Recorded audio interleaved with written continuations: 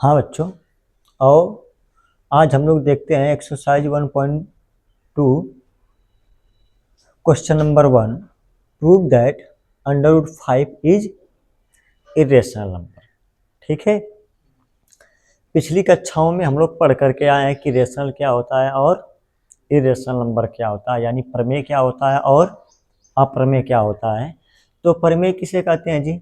ऐसी संख्याएं जिन्हें एम पी अपान क्यू के रूप में लिख सकते हैं वो रेशनल नंबर कहलाता है, प्रमेय संख्या कहलाती है। और ऐसी संख्याएं जिन्हें एम पी अपान क्यू के रूप में नहीं व्यक्त कर सकते, नहीं रिप्रेजेंट कर सकते, उसको हम लोग क्या बोलते हैं? इरेशनल नंबर बोलते हैं। तो अब हमको क्या पढ़ना है यहाँ पे कि हमको अब प्रूफ करके देना है कि ये जो अंडर रूट 5 है ये इरेशनल है कि नहीं है, ये हमको प्रूफ करना है। ठीक है, तो चलिए हम लोग कैसे प्रूफ करेंगे देखते हैं इसको। कभी भी अगर हमको सवाल में प्रूफ करने के लिए दे दे अंडर रूट 5, क्या अंडर रूट 5, तो हम लोग क्या करेंगे? हमेशा इसका अपोजिट मान के चलेंगे, रेशनल मान के चलेंगे। ठीक है, तो हम लोग वही करने वाले हैं कि मान लेते हैं इसमें कि let under root 5 is rational. ये कि अंडर रूट 5 क्या एक रेशनल नंबर है। अगर ये रेशनल है तो क्या मैं इसको ऐसे लिख सकता हूँ? क्या अंडर रूट 5 के इक्वल में लिख सकता हूँ क्या? पी अपान क्यू। क्या लिख दिया? अंडर रूट 5 के इक्वल पी अपान क्यू, क्योंकि अगर मैं 5 को रेशनल माना हूँ तो मैं उसके बराबर पी अपान क्यू लिख सकता हूँ। और क्यू क्या होता है जी? Q is equal to not zero. ये तो डिफिनेशन में पढ़े हैं ना कि क्यू क्या है? जीरो के इक्वल नहीं है। और मैं कुछ लिखता हूँ उसमें, मैं ये भी लिख देता हूँ कि where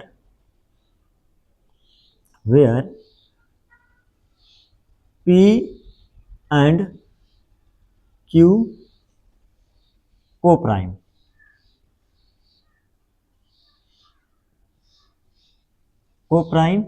and common factor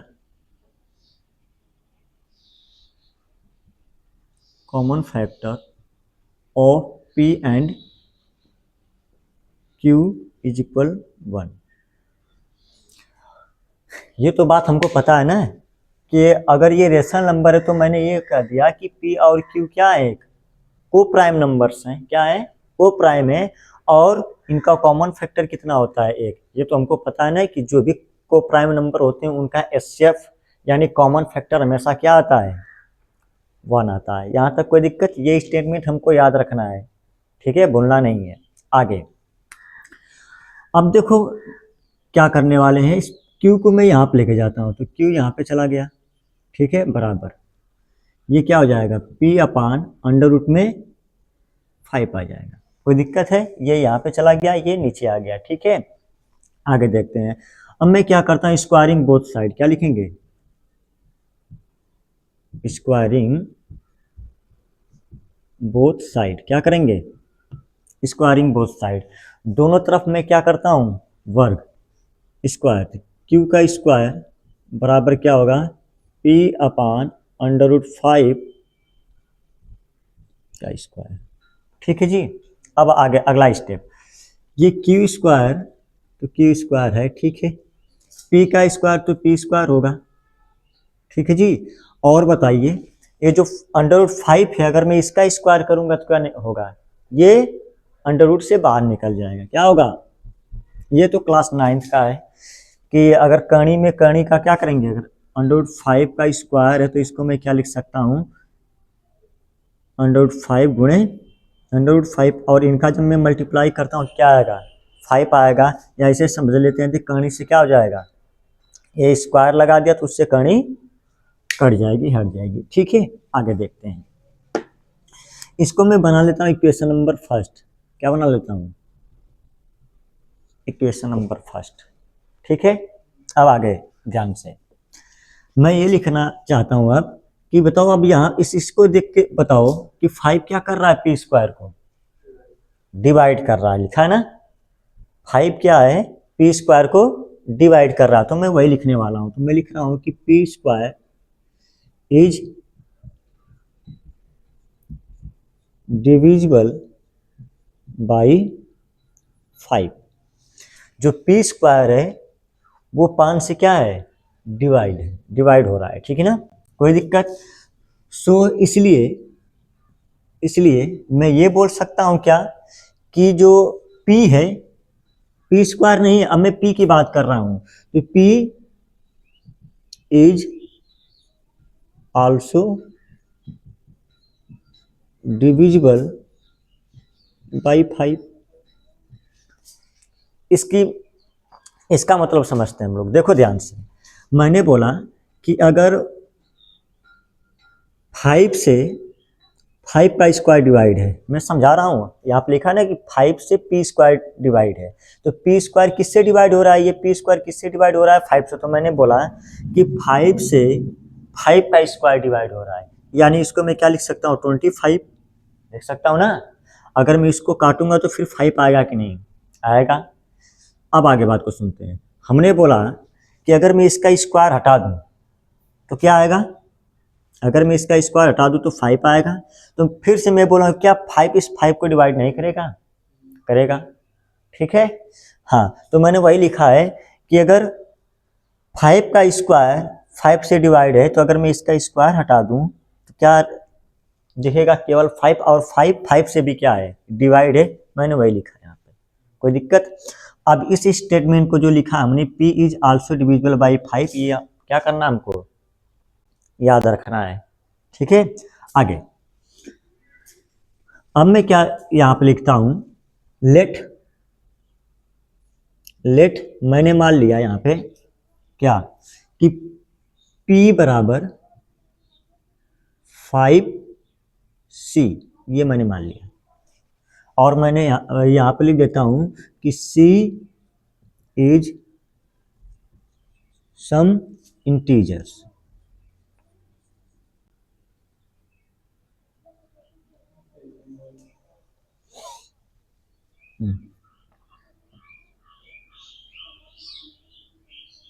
integers, ठीक है। सी इज सम इंटीजर्स, सी क्या है, कुछ इंटीजर्स है, ठीक है ना। अब ध्यान से सुन लो, ये क्यों माना हमने, इसका भी मैं तरीका बताता हूँ, ठीक है।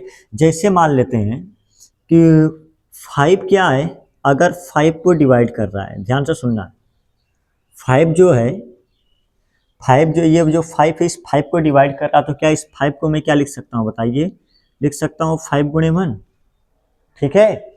आगे फिर से मैं लिख सकता हूँ कि अगर 5 क्या है, अगर 10 को डिवाइड कर रहा है, तो बताओ मैं 10 को क्या लिख सकता हूँ, 5 गुणे 2 लिख सकता हूँ कि नहीं, बताइए। फिर से अगर मैं बोला कि 5 जो है वो 30 को डिवाइड कर रहा है, तो बताओ मैं 30 को क्या लिख सकता हूँ, 5 गुणे 6 लिख सकता हूँ, लिख सकता हूँ ना। तो देखो यही बात यहाँ पे आई है कि जो 5 है वो इन सभी संख्या को डिवाइड कर रही थी, इसको सभी को डिवाइड कर रही थी ना। तो डिवाइड करने के बाद कुछ तो बच रहा था उसमें से, बताइए। देखिए कि 5 क्या 5 से कट रहा तो क्या बचा, 1 बचा। अगर 5 इस 10 को डिवाइड कर रहा तो बताओ 5 से 5 तो कट ही रहा, लेकिन 2 बचा। 5 अगर इसको डिवाइड कर रहा तो देखो इसमें से क्या है, इस 5 को काट दिया, इसको 30 को मैंने 5 गुणे 6 लिखा, तो 5 तो 5 को काट रहा है, लेकिन ये 6 बच रहा है कि नहीं। तो देखो वही लिखा हूं कि इधर तो सारा 5 मिल रहा, तो 5 है, क्या है, इसीलिए मैंने 5c माना है। अगर 5 से इधर का सारा जो भी संख्या काटो उसमें 5 है, तो 5 तो दिख गया, कटेगा ये। लेकिन ये जो संख्या 1 इधर दिख रहा है, फिर यहाँ पे 2, यहाँ पे जो 6 दिख रहा है, इसी को हम लोग क्या मान लिया, सम इंटीजर्स, क्या मान लिया, सम इंटीजर्स। और उसी को मैंने क्या लिख दिया वहां पे, सी लिख दिया। कोई दिक्कत है क्या, इतनी बात रटना नहीं है, समझना है ये चीज, ठीक है। आगे चलते हैं, यहां तक बताओ बात समझ में आई, हमने क्या मान लिया 5c। अब ध्यान से देखना क्या करने वाले, ठीक है। अब मैं क्या लिख रहा हूं यहाँ पे लगाते हैं, ठीक है। अब इसके बाद देखो ध्यान से मैं क्या करने वाला हूं, मैं क्या करता हूं, यहाँ पे लिख रहा हूं कि put the value of p बराबर 5c ठीक है, put the value of p बराबर 5c in equation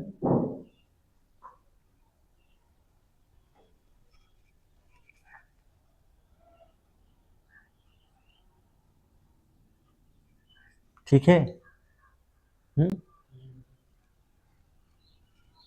equation put the value of क्या है p बराबर 5 से इन इक्वेशन फर्स्ट, दिक्कत है। चलिए अब मैं क्या करता हूँ, इक्वेशन फर्स्ट दिख रहा है क्या, मैं लिख रहा हूँ यहाँ पे क्यू स्क्वायर बराबर क्या हो जाएगा, p की जगह क्या रखना है बताइए, p की जगह क्या रखना है, p बराबर 5c रखना है ना। तो देखो मैं रख रहा हूँ, क्या हो जाएगा, तो 5c का स्क्वायर हो जाएगा, p की जगह रखा तो उसके स्क्वायर लगा तो लिख दिया, बटे में क्या चल रहा है 5। अब ध्यान से देखिए, ये हो जाएगा क्यू स्क्वायर बराबर, ठीक है थोड़ा दूर लिखता हूँ, ये हो जाएगा क्यू स्क्वायर बराबर, बताइए 5 का स्क्वायर कितना होता है 25, और c का हो जाएगा c स्क्वायर बटे में क्या चल रहा है 5, ये इससे कैंसिल हो जाएगा। तो बताओ क्या आएगा, क्यू स्क्वायर बराबर क्या हो जाएगा बताइए 5c स्क्वायर होगा ना। अब ये 5 कहाँ पे जाएगा, इसके नीचे, तो बताइए तो क्यू स्क्वायर अपान में क्या हो गया 5 बराबर क्या चल रहा है c स्क्वायर। यहाँ तक बताइए कोई दिक्कत। अब देखिए क्या करने वाले हैं, मैं ये लिख सकता हूँ क्या यहाँ पे, अब इसको देख के बताइए 5 किसको डिवाइड कर रहा है क्यू को, तो मैं ये लिख रहा हूँ क्या, यहाँ पे लिखूँ, लिख रहा है, चलिए तो मैं लिख रहा हूँ कि Q square is divisible by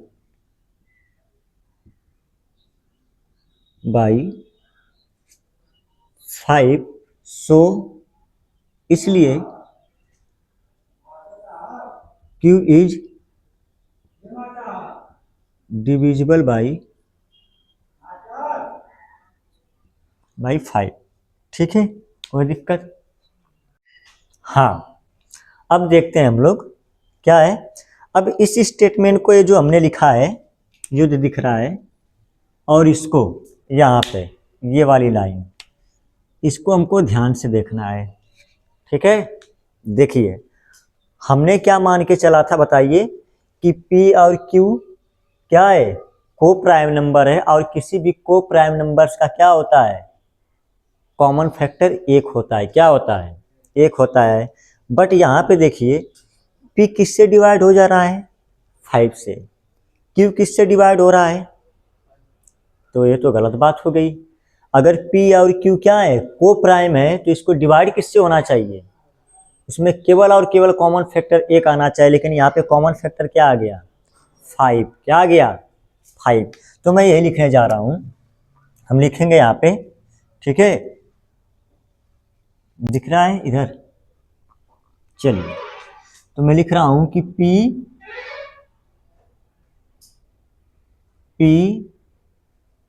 5 लिखेंगे, क्या लिखेंगे कि 5 is a common factor, common factor of P and Q। यहाँ तक बताइए कोई समस्या, क्योंकि हमने तो ये जान लिया ना कि P और Q क्या है को प्राइम है तो उसका कॉमन फैक्टर एक होता है, लेकिन यहाँ पे आया क्या है P 5 से भी डिवाइड है, Q भी 5 से डिवाइड, तो इसका मतलब क्या है जो 5 है वो P और Q का कॉमन फैक्टर है, क्या है कॉमन फैक्टर है। बट हमको तो ये पता था कि P और Q क्या है, बट हमको तो ये पता है कि P एंड Q को प्राइम,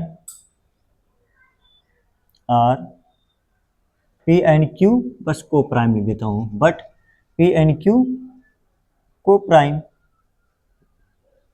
क्या है, बट P एंड Q क्या है को प्राइम है। तो बताइए अगर P और Q को प्राइम है तो उसका कॉमन फैक्टर तो 5 नहीं होना चाहिए, क्या होना चाहिए 1 होना चाहिए कॉमन फैक्टर। तो ये जो जितना सारा हमने ये स्टेटमेंट लिखा ये सब हमारा क्या हो गया रॉन्ग हो गया। क्यों रॉन्ग हुआ है, क्योंकि मैंने लेट कर लिया है कि √5 क्या है रेशनल है। इतनी बात समझ में आई कि नहीं बोलो, ठीक है।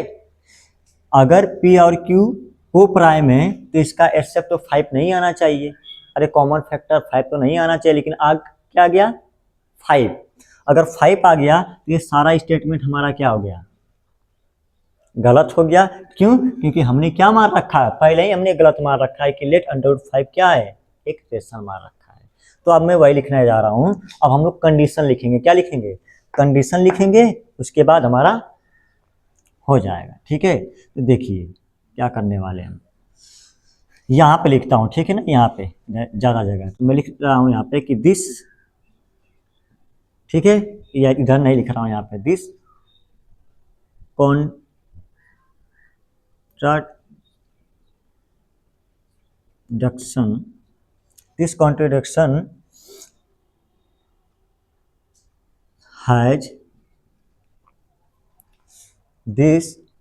contradiction has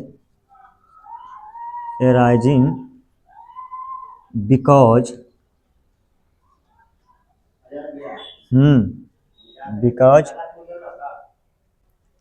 देखते हैं क्या लिखा हमने कि this contradiction has arising because, ठीक है, arising बिकॉज आवर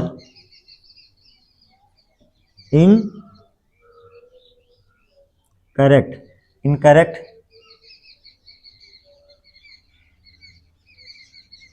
सही है, incorrect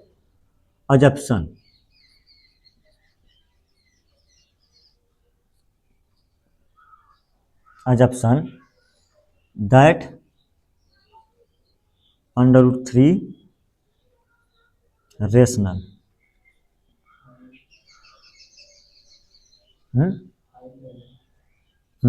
that under root 5 is rational. ठीक है ना। अब मैं इसकी हिंदी बोलता हूँ, क्या होता है।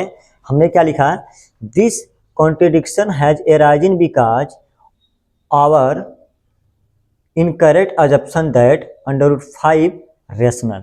ठीक है, हिंदी क्या होता है कि यह विरोधाभास, अगर यहाँ पे क्या आना चाहिए, 1 आना चाहिए था, अगर को प्राइम है P और Q तो उसका क्या आना चाहिए, कॉमन फैक्टर 1 आना चाहिए, लेकिन आया क्या हमारा 5 आया। तो मैं ये बोल सकता हूँ कि ये सारा स्टेटमेंट क्या हो गया हमारा, गलत हुआ। क्यों हुआ, मैं यही लिख रहा हूँ, इसकी हिंदी बता रहा हूँ कि यह विरोधाभास, क्या कॉन्ट्रडिक्शन का मतलब होता है विरोधाभास, ठीक ना, विरोध हो रहा है, ठीक ना, कि यह विरोधाभास हमारी गलत, ठीक ना, धारणा के कारण क्या हुई। इनकरेक्ट का मतलब ये होता है हमारा क्या, गलत धारणा मान लिया है। अराइजिंग का मतलब होता है उत्पन्न हुआ। यह विरोधाभास हमारी गलत धारणा के कारण उत्पन्न हुई है कि कर्ण 5 क्या है, रेशनल है। रेशनल माना था ना। यह विरोधाभास यानी ये सारा विरोध क्यों हुआ है, उल्टा क्यों आया। 1 आना चाहिए तो कॉमन फैक्टर आया क्या, 5 क्यों आया। वही बता रहा हूँ कि यह विरोधाभास हमारी गलत धारणा के कारण उत्पन्न हुई है कि कर्ण 5 क्या है, रेशनल है। ठीक है, तो बताओ अगर ये गलत उत्पन्न हुआ तो बताओ इसका मतलब इसका सही क्या होगा, तब अंडर रूट 5 क्या रहा होगा, रेशनल। तो अब मैं लिख सकता हूं कि so we conclude under root 5 irrational. ये प्रूफ करना था। ठीक है, ये प्रूफ। तो सो इसलिए हम निष्कर्ष निकाल सकते हैं कि अंडर रूट 5 क्या है, इरेशनल नंबर है। ये देखो बेटा, अगर इसी सवाल में, ठीक ना, ये जो मैंने बताया है, अगर मान लेते हैं कि अगर कोई अंक चेंज करके दे दे, जैसे सपोज करो ये जो मैंने बताया है, इसी में अगर हमको दे दे नहीं कि कड़ी में 5 की जगह हमको कड़ी में 2 प्रूफ करना है। क्या करना है, कड़ी में 2 प्रूफ करना है, कड़ी में 3 यानी अंडर रूट 3 प्रूफ करना है, या फिर अंडर रूट 7 प्रूफ करना है। अगर ऐसे अगर सिंगल डिजिट का कोई अंक आएगा, क्या आएगा, कोई अकेला कड़ी में आएगा, तो उसको हमेशा ऐसे ही प्रूफ करना है, बस अंक चेंज करना है। ठीक है, अब यहाँ पे सारी इंग्लिश वही रहेगी, कहीं पे कोई चेंज करने की जरूरत नहीं है, सिर्फ अंक चेंज होगा।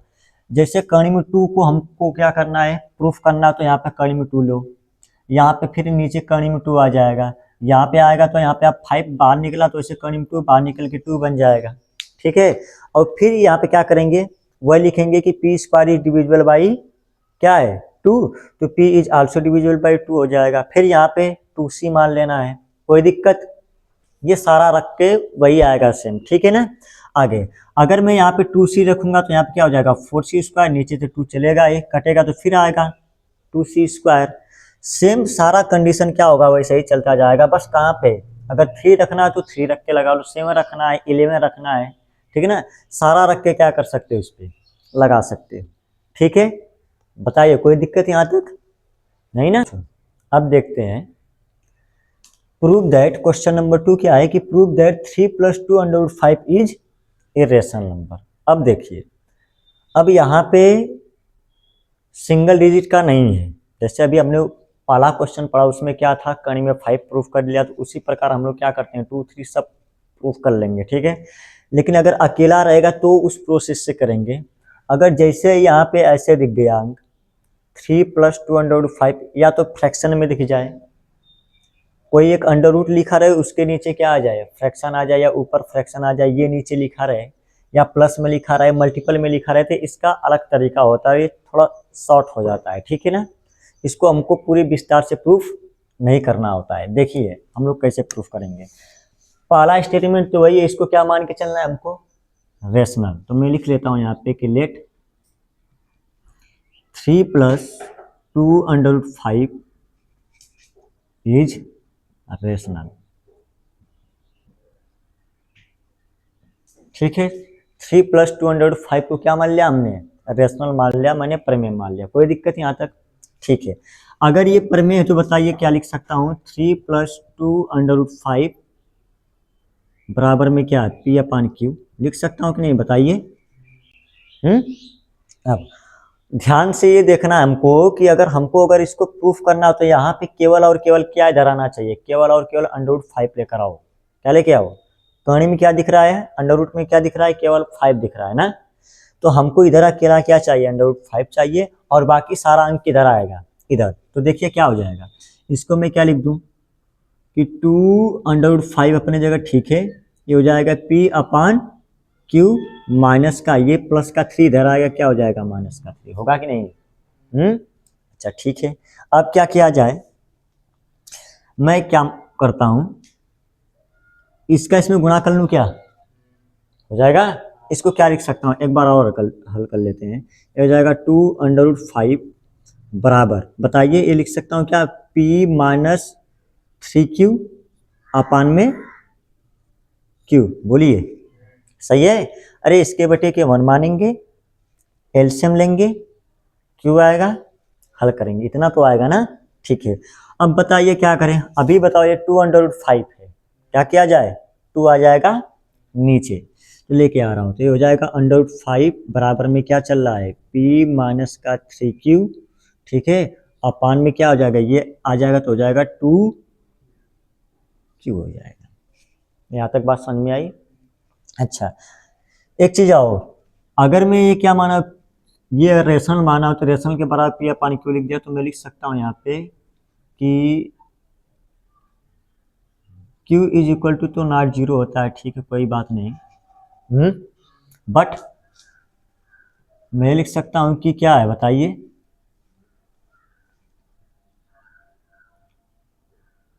ऐसे लिख देता हूँ, इसको हटाओ, यहाँ पे लिख देता हूँ where P and Q are integers,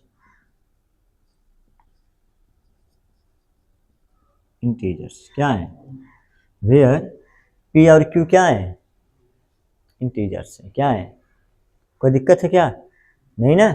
हाँ, और हमको रेशनल का मतलब ये पता है कि क्या होना चाहिए, नीचे 0 नहीं होना चाहिए, ठीक है। चलिए अब क्या करें, अगर P और Q क्या है, एक इंटीजर्स हैं, ठीक है, हमको लिख ही देना चाहिए था यहाँ पे, ठीक है ना, और क्या है Q = नॉट 0, यही ना। चलिए कोई बात नहीं, where P and Q are integers और Q = नॉट 0 होना चाहिए, ठीक है। अब ध्यान से सुनिए बात को, हमने यहाँ तक निकाल लिया क्या। अब बताइए ये क्या है, इंटीजर्स। बताइए क्या है, क्योंकि p और q क्या है, इंटीजर्स, और नीचे भी क्या है, इंटीजर्स है। तो बताओ कोई इंटीजर्स बोलो, अपने अंक में बोलो कोई, जैसे हमने बोल दिया 3 क्या है, इंटीजर्स है ऊपर, नीचे भी बताइए कोई इंटीजर्स बोलिए, हैं 2। चलिए ठीक है, अब बताइए क्या है, ये क्या है, रेशनल नंबर है, क्या है, हाँ। तो इंटीजर्स अपॉन इंटीजर्स हमेशा क्या मिलके बनाएगा, रेशनल नंबर ही तो बनाएगा, क्या बनाएगा, रेशनल नंबर बनाएगा। तो इसीलिए मैंने लिखा है कि जब हम लोग ये प्रूफ करेंगे तो हमेशा पी और क्यू को क्या मान के चलना है, इंटीजर्स मान के चलना है, क्या मान के चलना है, इंटीजर्स। अगर मैं इसको इंटीजर्स मान लूंगा तो पी क्या है, इंटीजर्स है, ये भी क्या है, इंटीजर्स है, नीचे भी क्या है, इंटीजर्स। तो इंटीजर्स अपॉन इंटीजर्स क्या आएगा, रेशनल नंबर, क्या आएगा, रेशनल नंबर आएगा, क्या आएगा, रेशनल नंबर आएगा। ठीक है, आगे। अब इसके बाद मैं यहां पर लिख सकता हूं कि देन, तब मैं लिख सकता हूं p minus 3q upon 2q is a rational. क्या लिख दिया, रेशनल। देन तब अगर ये आ गया, बताइए इधर तो सारा रेशनल था, है, तो p अपॉन ये p और q ऊपर भी है नीचे भी है, तो ये इंटीजर्स अपन इंटीजर्स मिलकर क्या बना लिया, रेशनल बना लिया। तो मैंने लिख दिया कि देन तब ये क्या है हमारा, रेशनल। तो आप बताइए क्या रेशनल के बराबर रेशनल नहीं होगा, होगा कि नहीं। तो लिख सकता हूं सो इसलिए √5 इज ए रेशनल। सो इसलिए √5 इज ए रेशनल। तो √5 भी क्या होगा, रेशनल है, क्या है, ठीक ना। सो इसलिए √5 रेशनल है। ठीक है, अगर p minus 3q upon 2q rational है तो उसके बराबर में भी जो लिखा रहेगा वो क्या होगा, रेशनल है, क्या है, रेशनल है। यहां तक बताइए कोई दिक्कत, ठीक है। अब आगे, बट हमको तो पहले से पता है कि √5 क्या होता है, ये तो हमने प्रूफ कर दिया कि अगर ये क्या है हमारा, रेशनल है, तो उसके बराबर में भी क्या जो होगा वो भी क्या होगा, रेशनल होगा, क्या होगा, रेशनल होगा। बट हमने तो पहले से प्रूफ कर रखा है कि जैसे अगर सिंगल डिजिट का कोई भी अंक होगा, अगर ऐसे कर्ण में लिखा है, क्या है, इरेशनल। तो मैं लिख सकता हूं कि बट √5 इज क्या है, इरेशनल, क्या है, इरेशनल है। अब बताइए अगर √5 इरेशनल है तो हाई सब क्या हो गया, सारा स्टेटमेंट गलत हो गया। क्यों गलत हुआ, क्योंकि हमने पहले ही क्या मान के चला है, रेशनल मान के चला है। तो अब मैं क्या लिखूंगा, बताइए, अब मैं वही लिखेंगे कि दिस, वही वाली लाइन चलेगी बार बार, दिस, ठीक है, दिस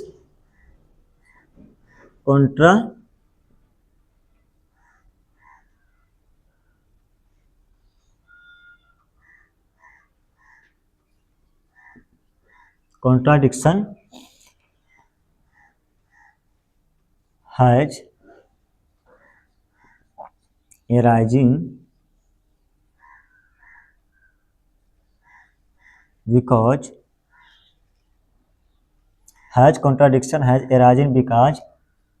our incorrect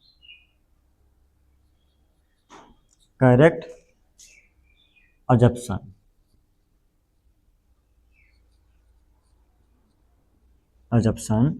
क्या है कि 3 + 2√5 दिख रहा है क्या,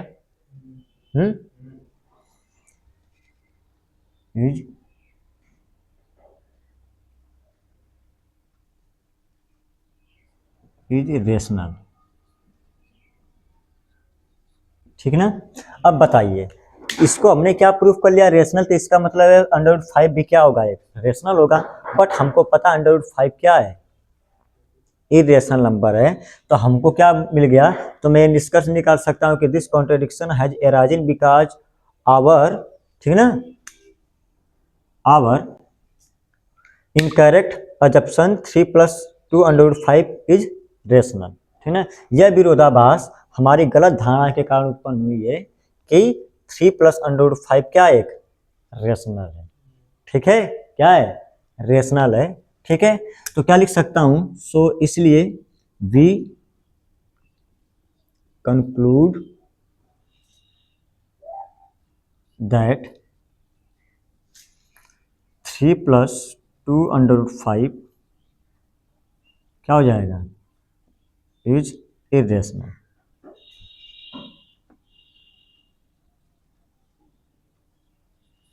इरेशनल हो गया, ये प्रूफ हो गया। ठीक है, अच्छा अब उसके बाद देखिए काम क्या करने वाले हैं, हम इधर का सारा रहने देते हैं। ठीक है, क्वेश्चन नंबर 3 भी इसी प्रकार दिया है। ठीक है, हमने क्या बताया था कि अगर हमको कभी भी ऐसे लिखा हुआ मिल जाए या फ्रैक्शन में मिल जाए लिखा हुआ, या प्लस माइनस करके लिखा हुआ मिल जाए, या फिर मल्टीपल में मिल जाए, तो उसमें क्या हो जाता है, हमको थोड़ा छोटा हो जाता है करना। ठीक है, लेकिन अगर कोई सिंगल लिखा होगा, कहानी में बस अकेला कोई लिखा हुआ मिल जाएगा, तो उसको हम पहले वाले क्वेश्चन की तरह क्या करेंगे? सॉल्व करेंगे। अब देखते हैं हम लोग क्वेश्चन नंबर 3। क्या देखते हैं? Question number 3। तो क्वेश्चन नंबर 3 में क्या है? देखिए क्वेश्चन नंबर 3 का जो पहला क्वेश्चन है, क्वेश्चन नंबर 3 में जो पहला क्वेश्चन है वो है हमारे पास 1/√2। फिर दूसरा क्या है जी? दूसरा हमारे पास कि 7/5। और तीसरा क्या है बताइए?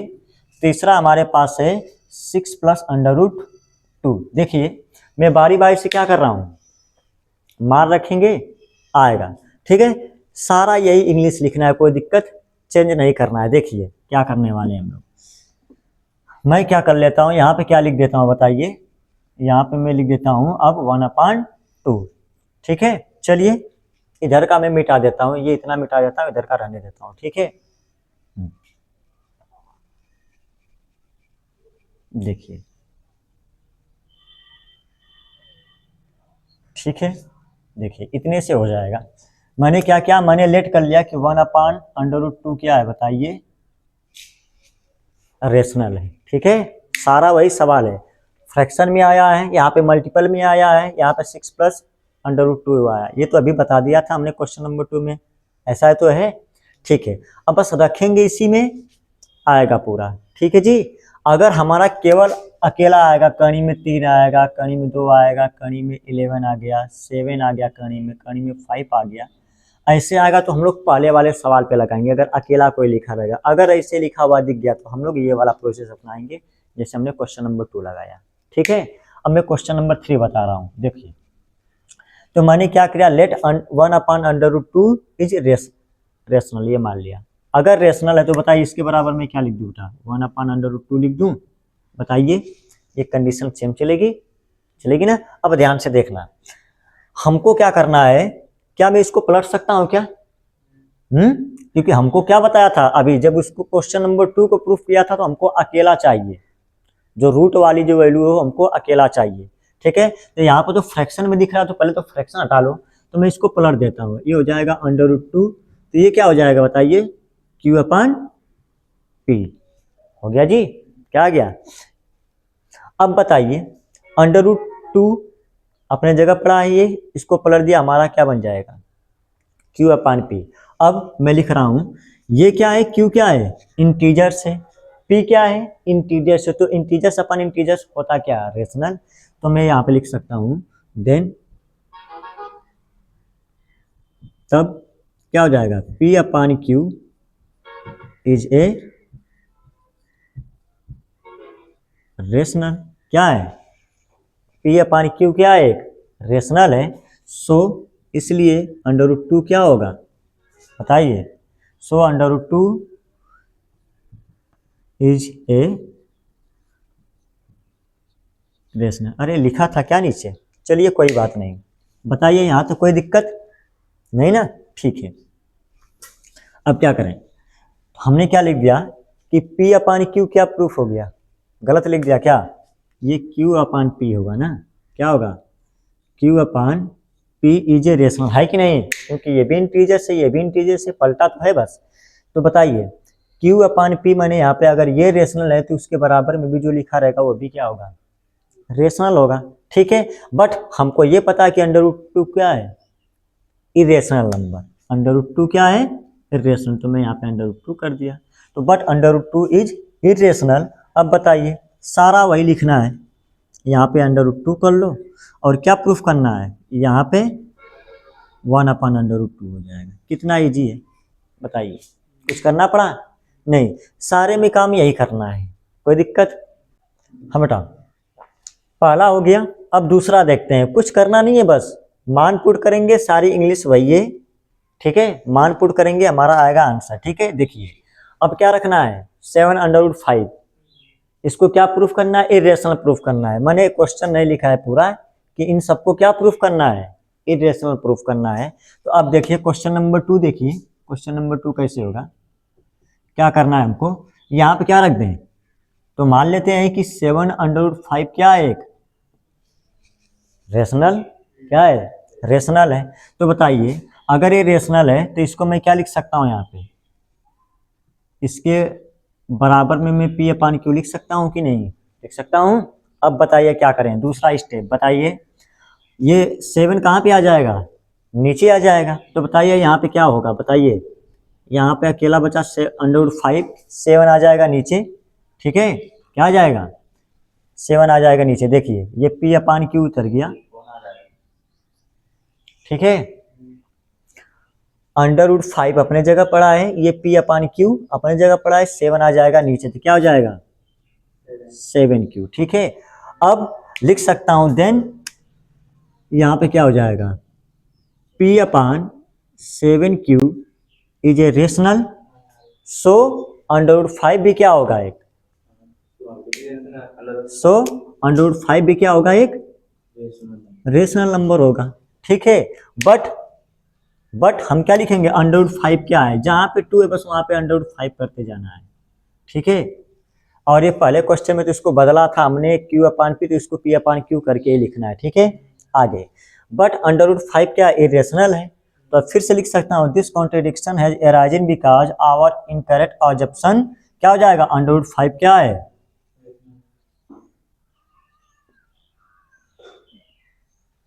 अरे लिखा हूं √5 इज रेशनल।